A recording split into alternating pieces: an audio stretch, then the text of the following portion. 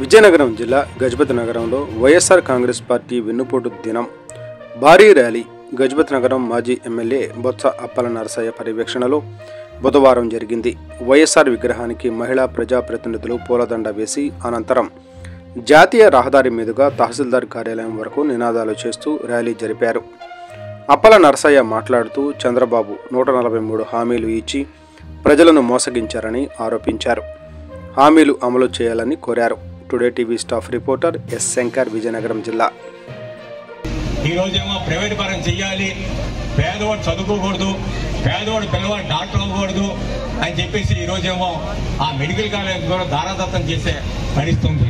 ఈరోజు ఎంత అప్పులు చేసి మనం ఈరోజేమో ఆదాయాన్ని ఏమో సమకూర్చి మెడికల్ కాలేజీ, ఇంజనీరింగ్ కాలేజీలకి మారుమూరు ప్రాంతాలైన పాడేరు, దుమలక్ష్మపురం అలాంటి ప్రాంతాల్లో మన ప్రాంతాల్లో ఈరోజు సూపర్ స్పెషాలిటీ హాస్పిటల్ 500 కోట్లు పెట్టి విజయనగరంలో పెట్టే కార్యక్రమం చేసింది జగన్మోహన్ రెడ్డి కాదా? ఎవరి గురించి ఆలోచన చేశారు? మీ గురించి ఆలోచన చేయలేదా? ఇవన్నీ కూడా ప్రజల్లో, గ్రామాల్లో మనం చెప్పి ఈరోజు తెలుగుదేశం పార్టీ చేసిన వెన్నుపోటుని తెలియజేయవలసిన అవసరం ఇక్కడికి వచ్చిన ప్రతి ఒక్కరి మీద ఉంది.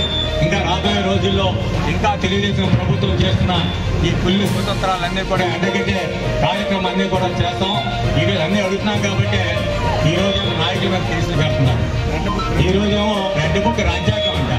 ఏటో మీద రెడ్ బుక్ రాజ్యాంగం ఎవరి గురించి రాజ్యాంగం రాస్తాడు? ఈరోజు నాయకులను జైల్లో పెడితే 3 నెలలు వస్తాం. అందుకని రోజు ఉంచలే కదా. ఈ రోజు రాజ్యాంగం ఇచ్చిన హక్కు, డాక్టర్ అంబేద్కర్ ఈ రోజు మనకి ఇచ్చిన హక్కు ఏదైతే ఉన్నాయో హక్కు ద్వారా మనం ఫైట్ చేసుకోవాలి.